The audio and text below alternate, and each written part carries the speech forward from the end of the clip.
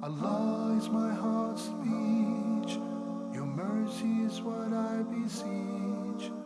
Keep in my heart your remembrance, and in your deen allow me to advance. Help me in my quest. Permit me to pass the ultimate test. Help me in my quest. Permit me to pass the ultimate test. السلام عليكم ورحمة الله وبركاته. بسم الله الرحمن الرحيم. الحمد لله والصلاة والسلام على نبيه ومصطفاه وبعد. My dear viewers, welcome once again to another live edition of our program Ask Huda. And our contact numbers and informations are as follows: area code 002 then 02 3855 131. Alternatively, area code 002 then 01 005 46 9323. And we also have two WhatsApp numbers, area code 001 347 80625, area code 001 361 489 1503. We're live both on my Facebook page, that is Salah Official at the Facebook, and the YouTube, Dr. Muhammad Salah, and that should appear on the bottom of the screen as well. Sister Sundus from Germany is our first caller tonight. Assalamu alaikum, Sister Sundus, and welcome to Ask Huda.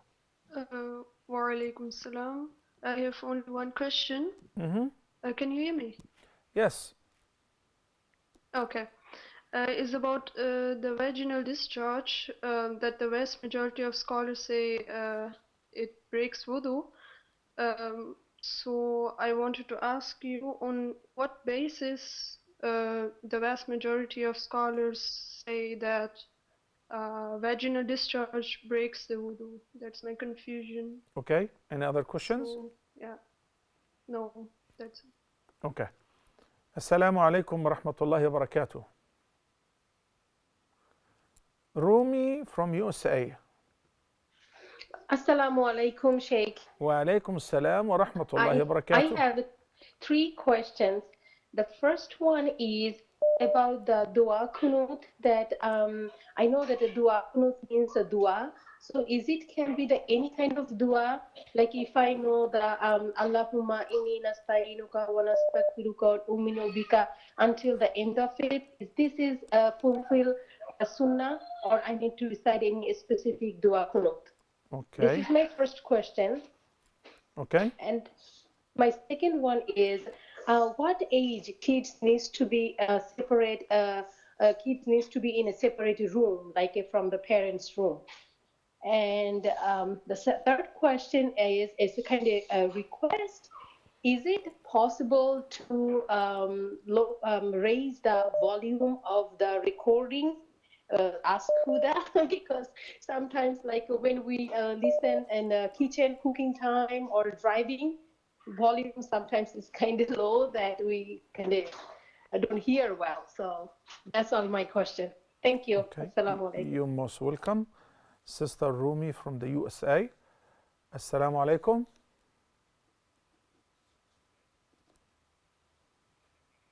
Brother Muhammad from Nigeria. Assalamu alaikum, Muhammad.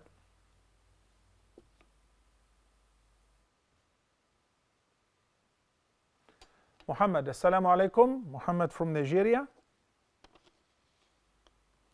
طيب. Sister Kulthum from the UK. Assalamu alaikum. Assalamu alaikum. Wa alaikum assalam wa rahmatullahi wa barakatuh. Sister Kulthum, welcome to Ask Huda. Sheikh, I want to ask you three questions. Yes, go ahead, please. I know in a house you're not allowed to keep any living creatures, pictures like dog or any other. How about the teddies, bunnies, and dolls the little girls play with? Are you allowed to keep in these toys in home? And about Zakah, I know if you have, like for example, any 2,000 or 3,000 or any amount of money in your account, then you have to give 2.5% of Zakah. Mm-hmm. How about the gold? Is it the same like money, or you have to calculate different way for the gold. Okay. And about fasting. When I was maybe 14 or 15, 16 like this, I can't remember that time I did the fasting for the Ramadan for the when I had a period. That time I can't remember I did or not the fasting. So can I give kafara for this? Okay. Any other questions? No, thank you. Just 3. Thank you, Sister Kulthum. Brother Fuad from the USA, welcome to Ask Huda. Assalamu alaikum.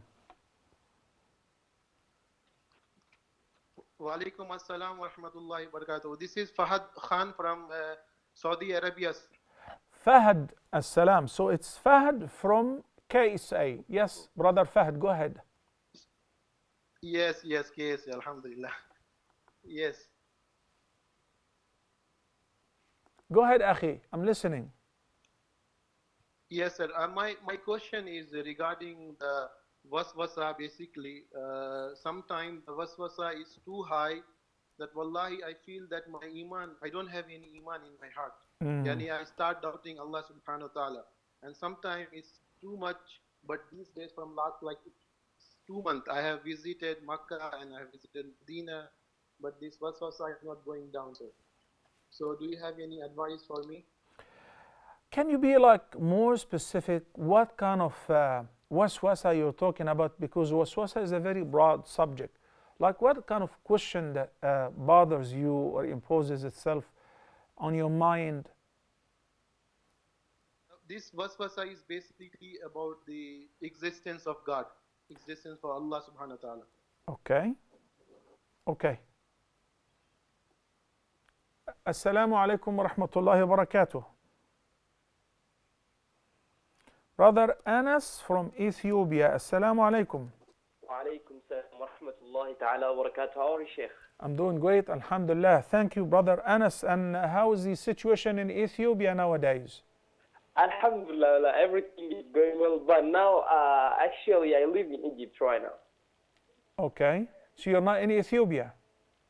Yeah. Okay. Eh? You're calling now from Ethiopia or Detroit, you said? No, I'm calling from Egypt. But when he asked me where I'm from, I told him that I'm from Ethiopia. Go ahead. So what is your question? Okay, thank you, Sheikh. My question is, I always, when in my prayer, when I make ruku', I say, Subhana Rabbi al-A'la, Subhanaka Allahumma Rabbana wa bihamdika Allahumma ighfirli in my ruku', and also even in my sujood, also I say, Subhanaka Allahumma Rabbana wa bihamdika Allahumma ighfirli. But I also, as I hear from some people, they say, you have to say when you ruku', you have to say, Subhana Rabbi al-A'la. Then when you sujood, Subhana Rabbi al-Azim, Subhana Rabbi al-Azim. But I have been doing this for, I think, almost like 5 years. But so I just want to ask you if it's allowed or not. All right. Thank you, Anas from Ethiopia. Brother Suleiman from Belgium. Assalamu alaikum. Walaikum assalam wa rahmatullahi ta'ala wa barakatuh. Akhi, welcome to the program. Go ahead. Thank you very much, Sheikh. I just thank you people for giving us the opportunity to ask questions about our religion. Alhamdulillah. And then we are really happy to have people like you, and we appreciate what you are doing, and we are praying to Almighty to bless you and the channel. May Allah accept from all of us, Akhi. May Allah accept from all of us, and may Allah guide us to what is best. The question that I have, as we all know that there is a lot of fitness that's going on right now, I am just asking, what is the advice from you to advise the youth, Muslim youths? What are the relevant things that they have to stick on, the things that they have to stick on in order to stay in the right path? طيب أخي Sulaiman, yes, we are all aware of there are a lot of fitan and trials, but do you have something specific in mind you want me to address, or just a general advice as how to avoid the fitan or to protect yourself against it? Uh-huh.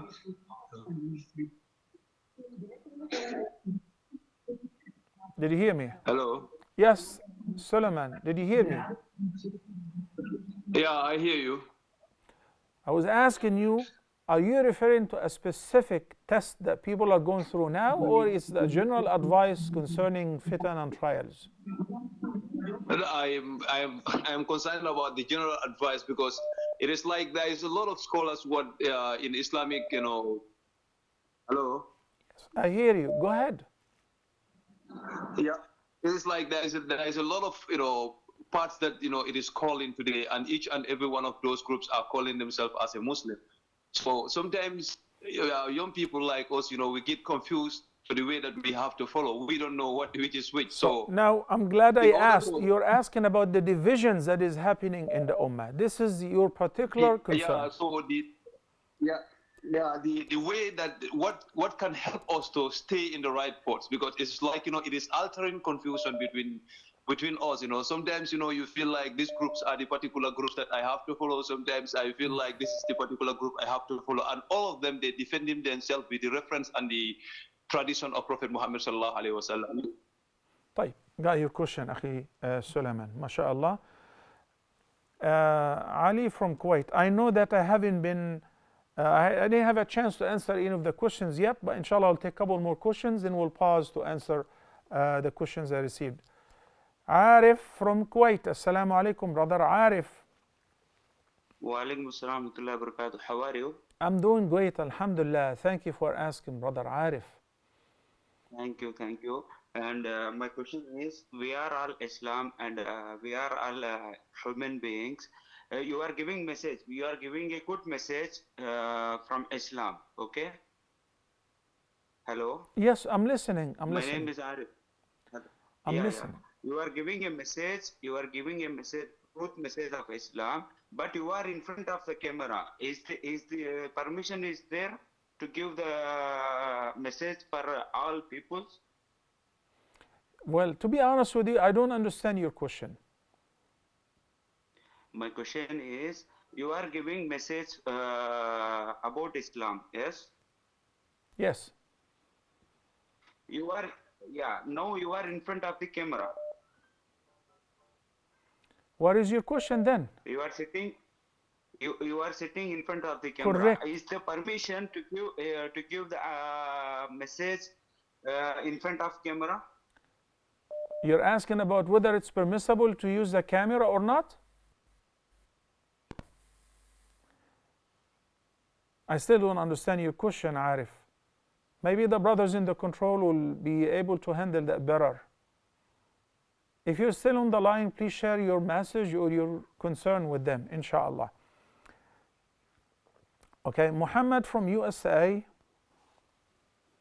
Assalamu alaikum, Sheikh. Wa alaikum My assalam question wa is regarding divorce. Yeah. Does a divorce take place if a man does not say to his wife talaq, but he says, in private, not openly to her, but in private to her? Okay. Like there was an argument, and then he goes outside and say, okay, I divorce my wife. So does the divorce take place then, or does it just not take place? Jazakallah khairan. Sure.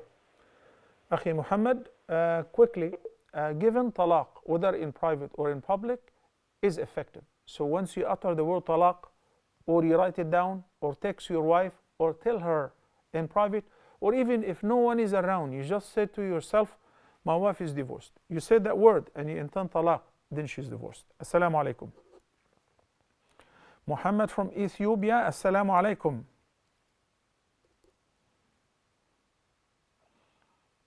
Muhammad from Ethiopia, assalamu alaikum.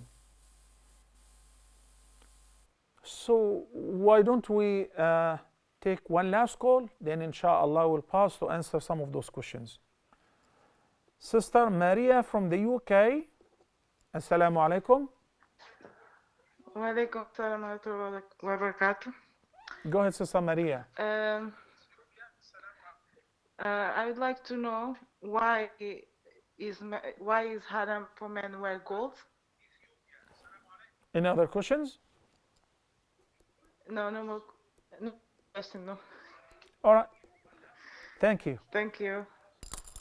I would have expected this question from a gentleman, from a man, but that's okay. We'll answer your question, inshallah. Sister Maria from the UK, Sundus from Germany. The vaginal execution is one of two types. It's either the one which is as a result of sexual discharge, guaranteed this is, something that has to be removed and incurs ghusl. Because the Prophet ﷺ was asked by a woman about this kind of execution, which was due to a wet dream. He said, minhu al-ghusl, a woman must perform ghusl, not just wudu. The second is what we call it the wetness. So there is some moist. It is not from the urethral canal. It's not any urine. It is not urine drops. It is vaginal, but due to the moist that may be natural in the in the orifice. So the ulama and the scholars even differ whether it is pure or impure. And the vast majority of the scholars are of the view that it is clean. When we say pure, means it doesn't require washing the body part which is moist with it. It doesn't require washing one's clothes. Okay? Doesn't require washing one's clothes as a result of that. But it only requires performing wudu. You see a major difference between urine or anything that comes, even excretion from the urethral canal, that would require the removal of the impurities. Ghusl, to remove the urine drops or the wetness, wash the body part which was soiled with the urine, the clothes which may have some moist or wetness from the discharge, it must be washed because it's impure. But in the case of mere vaginal discharge due to the moistness that is already natural inside, you don't have to wash your body, you don't have to wash your private, you don't have to wash your undergarment, you just make wudu and that's it. Due to the fact that anything that comes out of as-sabilain, the two orifices, that voids the wudu. The discussion between the scholars, Sister Sundus, was concerning whether it is tahir or not tahir. So if it is tahir, which is the opinion of the vast majority of the scholars, then you don't have to wash your private. You don't have to wash the clothes which were moist with this discharge. Okay? If it is not tahir, then according to Ibn Hazm and others, you would have to wash everything that was moist, whether it's body soiled with the discharge or the clothes. Sister Rumi from the USA, the first question is about the dua in qunut. Al-qunut, brothers and sisters, is the supplication which is to be recited in the last rak'ah of the witr prayer, and it's a sunnah. So the Prophet ﷺ sometimes recited it after rising up from ruku' in the last rak'ah of the witr prayer, the last prayer by the night, and sometimes they recited it before making ruku'. And according to Imam Shafi'i, there is qunut in the Fajr prayer as well.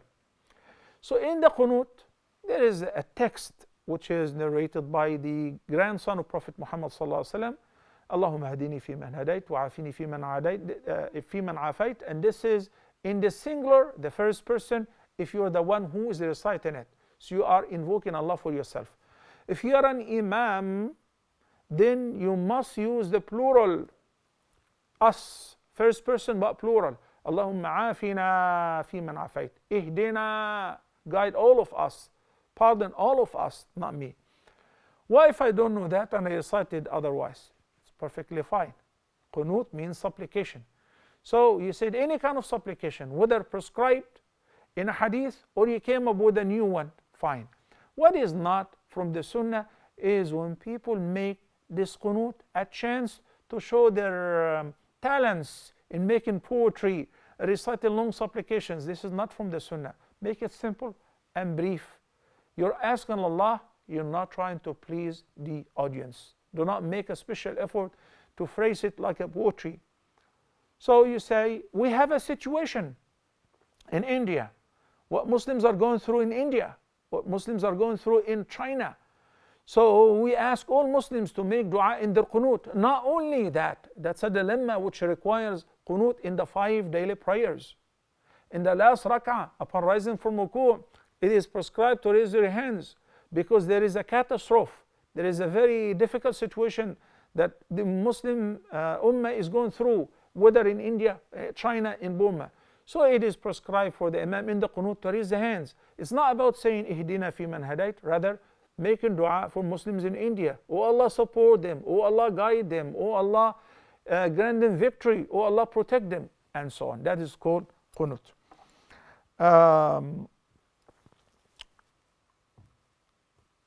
Yeah, when do girls have to leave their parents' room, at what age? MashaAllah, a question like that is asked whenever you have a house of 5 bedrooms or whatever, multiple choices. So she can stay by herself in her own bedroom. But there are a lot of people who live, the whole family live in 1 bedroom. What the Prophet ﷺ said in this respect, he said, فَرِّقُوا بَيْنَهُمْ فِي الْمَضَاجِعِ, that they should not be covered with the same comfort, with the same blanket. Everyone have their own cover and blanket. Even if they are asleep on the same place. People don't have multiple beds. They only have a big bed, or they sleep on the floor. So everyone is covered with their own comfort. Or their sleeping bag, that is permissible. But whenever it is luxurious and I have another bedroom, the restriction is whenever a person is having a private relationship with his or her spouse, no one should be around. So otherwise, if they want to sleep in the same room, fine, no problem. It varies from an individual to another based on their affordability. Kulthum from the UK, I believe, asked about whether when the person has a couple thousand in the account, then have new gold they have here and there. The zakah is due, brothers and sisters, on your possessions, whether it is for saving or investment. And also whatever you give in loan, it's yours, it belongs to you. So when you have $2,000 in your account, by the way, $2,000, this is more than the nisab, okay? Because it can buy 85 grams of gold, okay? And you keep that sitting in your account. For how long? It's been already 12 lunar months, mashallah. Then you have to pay zakah. But I also have some gold. What is this gold for? Sister Kulthum. Well, my mother gave it to me as a gift, so I wear it. According to Imam Abu Hanifa, you should pay zakah on that too. It will be added to whatever you possess. Oh, we know the rest of the Imams, the vast majority of the Imams said, if you wear the gold, it's like your clothes. Some people do have very precious clothes, and they are even more expensive than a gold ring or a bracelet. So as long as you wear it, there is no zakah due on it. I discussed this matter repeatedly before, and I said what I do for my family, my wife, my mother, is I pay zakah on the gold, whether she's saving it or wears it on certain occasions. I say Alhamdulillah, Allah has given us, so I take the opinion of Imam Abu Hanifa, may Allah have mercy on him, and I believe it is more correct in this respect. So whatever money you have in an account, or you give some money to somebody to invest it for you, as long as this money is yours, saving or investment, it is zakatable. You have to pay zakah on it, inshallah. Also, her second question, mashallah, that she doesn't remember exactly how many days of fasting she owes. She missed many days. So for those days which she doesn't remember, can she just give a kafara or a ransom, what we call it, according to the Quranic text, fidya? Okay? Well, in this case, as Allah the Almighty says, فَفِدْيَةٌ طَعَامُ miskin, to feed one miskin, one poor person per each day. So we say, Sister Kulthum, al-fidya is prescribed in the case that a person cannot fast at all. A person who's physically impaired or with chronic ailment that they cannot observe fasting.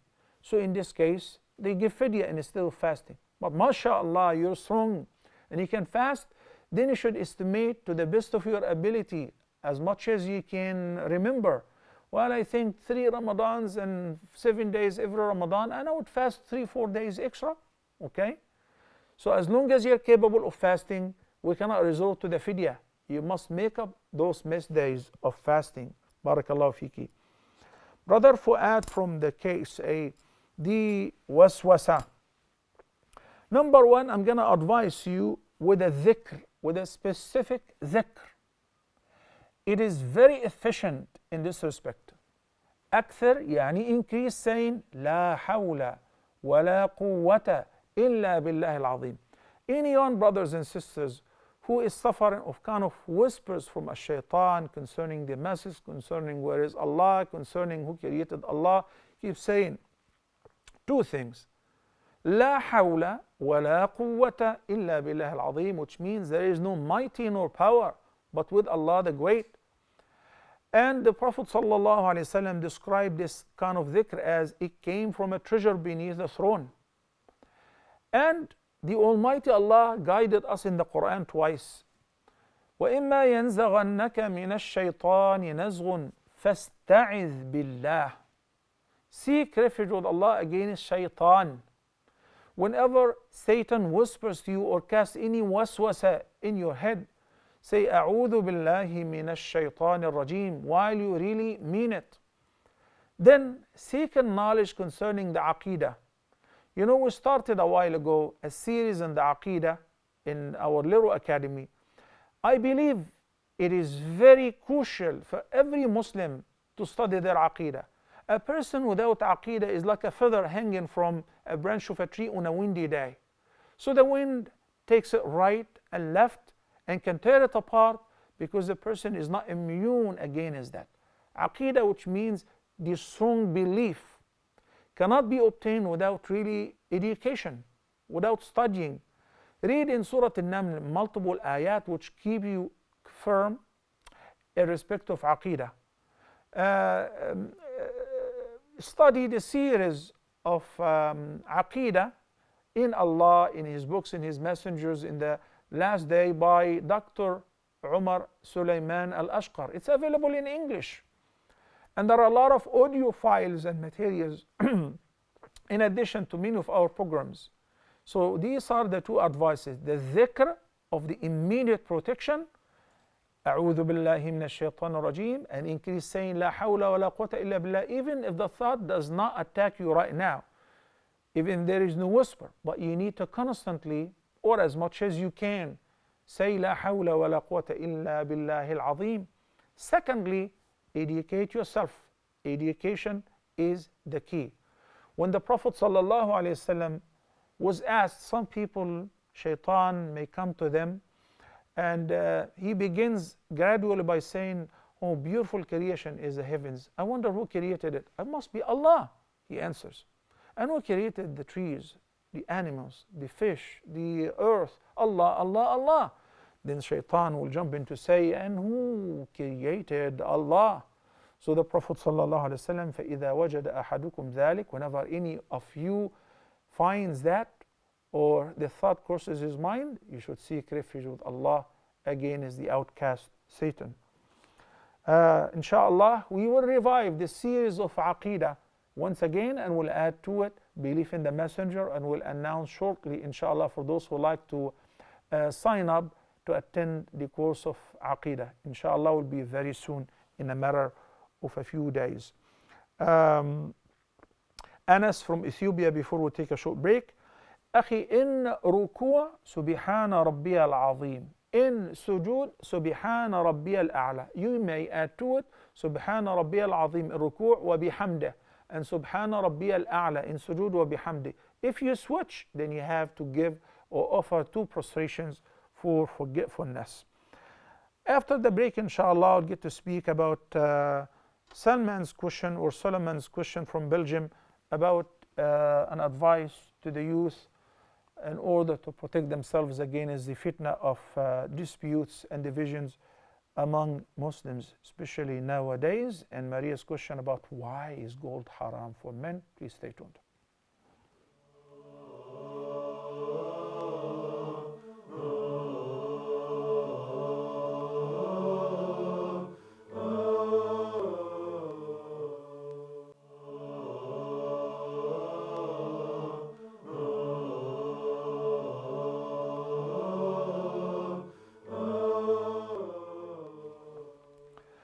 Assalamu alaikum wa rahmatullahi wa barakatuh, and welcome back. Our phone numbers and the contact information should appear on the bottom of the screen, and I highly recommend and urge the viewers to subscribe to the YouTube channel in order to activate it, which should appear on the bottom of the screen in the name of Dr. Muhammad Salah. That is the YouTube channel. Inshallah, we're going live as well on the YouTube channel.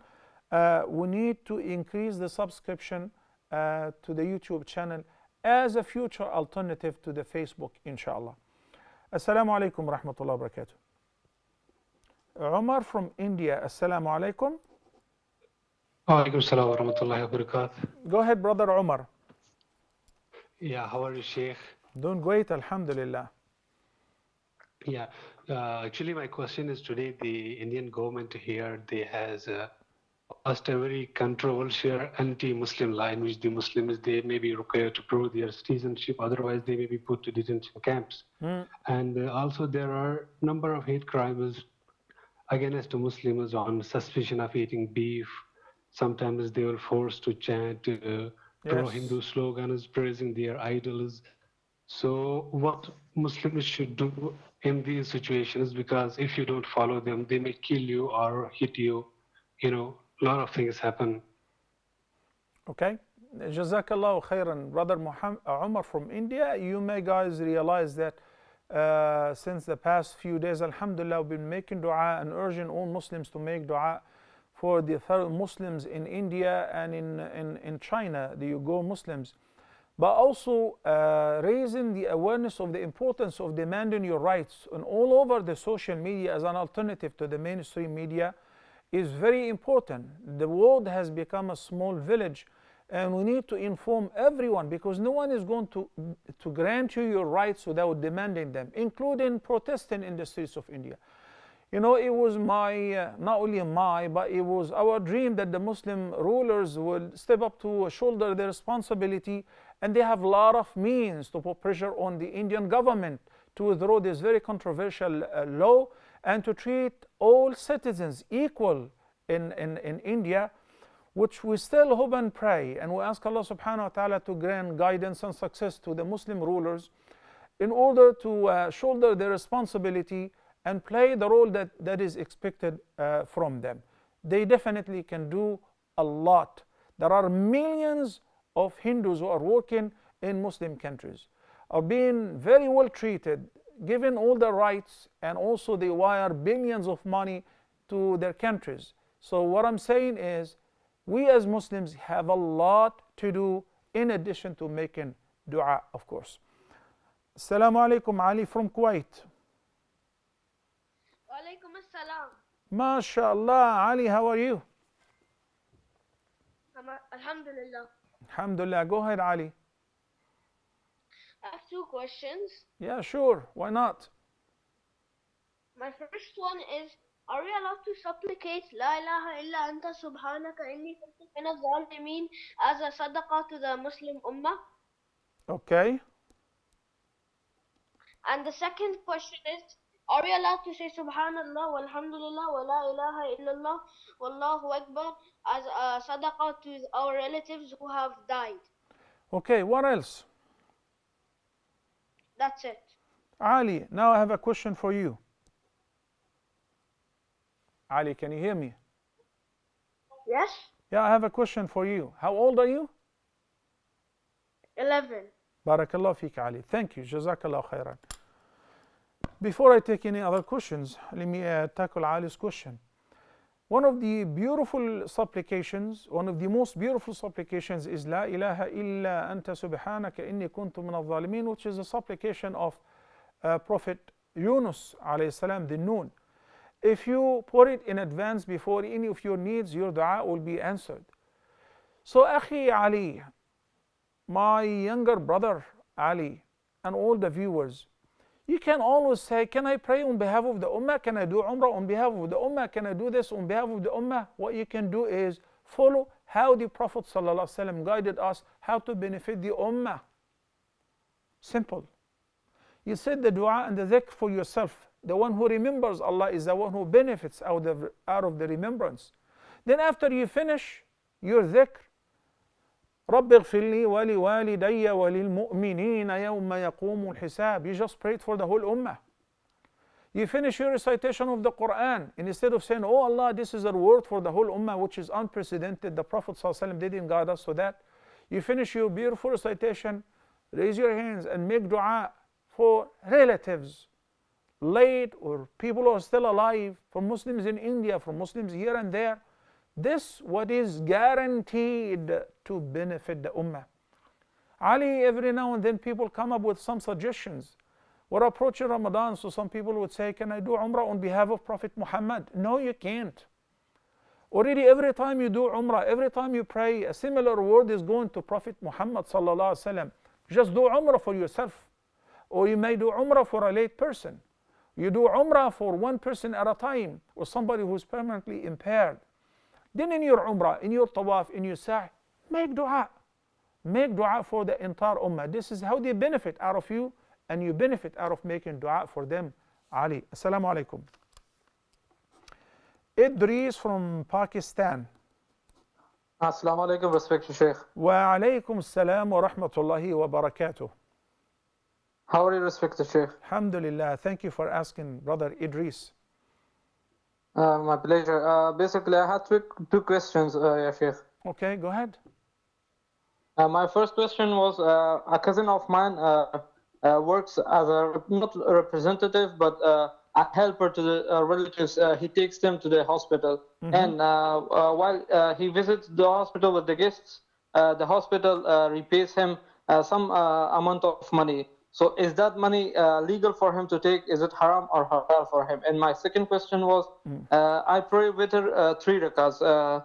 By ending 2 rakats with taslim, and I do another separate 1 rakat of witr, which I read after Surah Fatiha, Surah Ikhlas. And after doing the ruku, from standing from the ruku back again, I read the Allahumma Rabbana, because I don't know the Al-Qunut dua. I haven't memorized it yet. Am I doing it correctly or not? Okay. And my third question was, basically I had the chance to do Umrah this year, and a friend, a scholar, told me that I'm not able to do Umrah for a person who's alive or who's healthy. So I couldn't have the chance to do it. Is that okay, or am I allowed to do it? Thank you. You're most welcome, Idris. The answer to your first and second question is in the affirmative. Yes. If the hospital is giving any person a grant to come and visit people, that's lawful. You want to take it, take it. You want to buy gifts and give it to the patients and the needy ones, that's your money.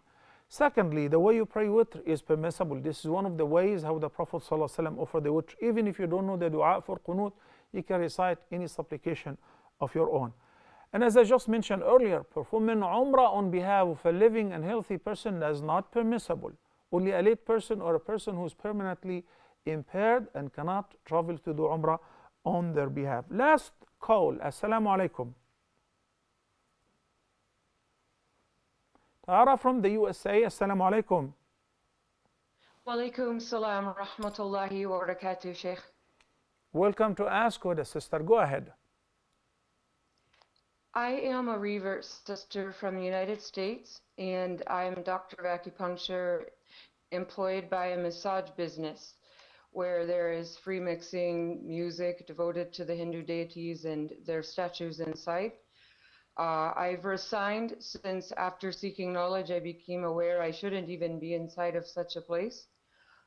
Is the money that I received in the last 6 months from this employment that I performed as an acupuncturist, is it halal or haram? Okay, thank you, Sister Tara. And I think we need to talk more in details about the nature of your job, because it's not entirely haram. You can still make a living out of it by avoiding certain things and enjoying practicing the legal part of the acupuncture. And as far as the previous earning, which had some mixed haram and halal, your money is lawful for you to use. If you happen to donate some money out of it, that is even better.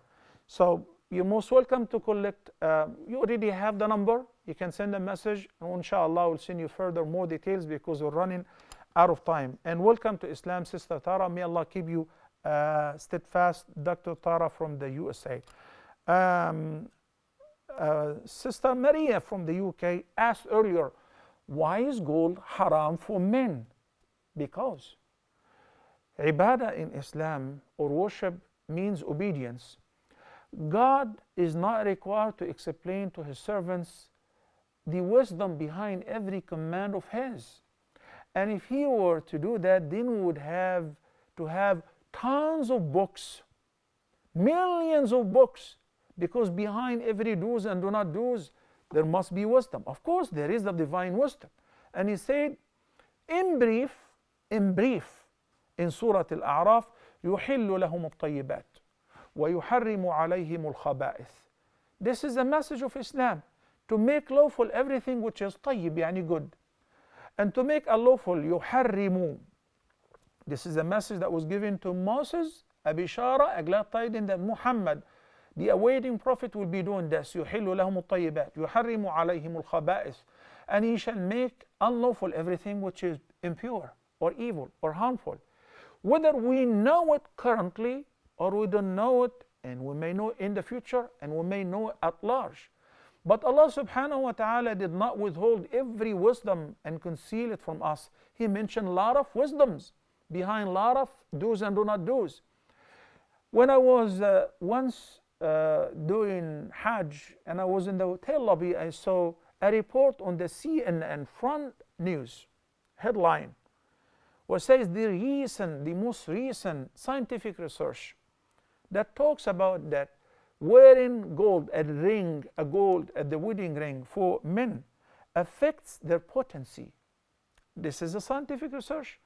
So I started following that and investigating, because I wanted to find the origin of this scientific research. A wedding ring, which many men constantly wear on their fourth finger or whatever in their hands, may initiate a variety of sexual disorders and eventually end up with partial or even complete impotence. A recent research was conducted by a Belarusian scientist, not only an American scientist. Okay, so you can search it. But again, this is recent, a couple of years ago. So what was before that, before people knew that it has some negative effect on the sexual potency of men? Haram for men. How do you know it's haram? Number one, when the Prophet ﷺ saw one of the companions was wearing a gold ring, he took it off his finger and said, why would one of you tend to wear a burning coal around his finger? Then he threw it away. In a separate incident, the Prophet ﷺ held gold and silk, one in each hand, and he said, these two items are perfectly halal for women. Enjoy it. You guys get the nice stuff. You get the soft and the valuable stuff. Adorn yourself. Perfectly fine. But men are not allowed to wear silk. Men are not allowed to wear gold. They're allowed to wear silver. If you think that God is questionable, so that everything that he says, you gotta do this, or you gonna not do that, then guess what? I have a question to God. Why do we pray Maghrib 3 rak'ahs? Not 4 like Isha and us? Why Fajr is only 2 rak'ahs? We can make it 4. Right? Ibadah or worship, its definition, brothers and sisters, is ta'ah, is obedience. Okay? And Allah knows best. Akhi Suleiman from Belgium, unfortunately, those who like to divide the ummah on no basis, like, you listen to this person, you not listen to this person, and this person is of the manhaj, and this person on the manhaj. I'm not talking about The very obvious deviant groups, those who claim that there was a prophet after Muhammad, this is off the record, bara, outside. We're not talking about those. Or those who may curse the companions of the Prophet ﷺ and accuse the mothers of the believers, we're not addressing that. Because there is a general consensus, we have nothing to do with those guys. We don't hang around them, we don't take knowledge from them, we don't socialize with them on religious aspects. But as we socialize with people of the book and people of other faith, you know, maybe they're co-workers or colleagues or, you know, but we're talking about people who pray towards the same qibla, people who believe in the same aqidah and halal and haram. So there are certain people emerging from a particular place and they say, you only listen to those whom we recommend or admire or approve. No, not on my watch. Any Muslim who believes in the oneness of Allah and who's an average Muslim, doesn't know all the details of what you're talking about, is a Muslim, alhamdulillah. A lot of people who accepted Islam at the time of the Prophet ﷺ did not learn much about Islam. And then they were martyred on the battlefield. And the Prophet ﷺ buried them by himself and said about some of whom they are in paradise, like Al-Usayrim, who didn't even get to pray a single sajda, and many others. Putting people to test. So what do you know about believing in this? And how did Allah sit on His throne? And suggesting to people things that they don't know much about it is not our method of giving da'wah or guiding people to Allah subhanahu wa ta'ala. We wish that all people will be rightly guided, not the other way around. When people put people into tests and trials in order to topple them, oh, well, this person doesn't know, then he's off the manhaj. This person says the opposite, then he's off the manhaj. Akhi, the ummah nowadays really needs to be united. We're being attacked from all kind of people, from all kind of faith, from all directions. So ordinary Muslims who just pray the 5 daily prayers and don't know much, alhamdulillah, they're Muslims. They're Muslims. Didn't the Prophet ﷺ say so to the Bedouin who said, teach me what is Islam? What did Allah ask me to do? He said, 5 daily prayers. Unless if you want to pray extra, nawafil, before and after, that's optional. Fast only during Ramadan, unless if you want to give extra, etc. with the rest of the ibadat. What did the Bedouin say? He said, I swear to Allah, to the one who sent you the truth, I will not do more nor less. Then he left. So the Prophet ﷺ said, he's going to be among the people of Jannah. Why? He's doing the basics. Alhamdulillah, thank you so much. Nowadays, we need to be united, not divide what is already divided. Seeking knowledge, brothers and sisters, the youth, seeking knowledge is Noah's Ark nowadays. Seeking knowledge, mashallah, we have Peace TV, we have Guide Us, we have Islam, we have Huda TV, and many other programs and many other speakers. Listen to them and benefit out of their guidance. May Allah keep us all steadfast on the straight path. I believe we answer all the questions, alhamdulillah, and we also ran out of time a few minutes ago. Until next time, brothers and sisters, I leave you all in the care of Allah. أقول قولي هذا وأستغفر الله لي ولكم وصلى الله على سيدنا محمد وعلى آله وصحبه وسلم والسلام عليكم ورحمة الله وبركاته. Allah is my heart's speech, your mercy is what I beseech. Keep in my heart your remembrance, and in your deen allow me to advance. Help me in my quest, permit me to pass the ultimate test. Help me in my quest, permit me to pass the ultimate test. Allah is my heart's speech, your mercy is what I beseech. Keep in my heart your remembrance, and in your deen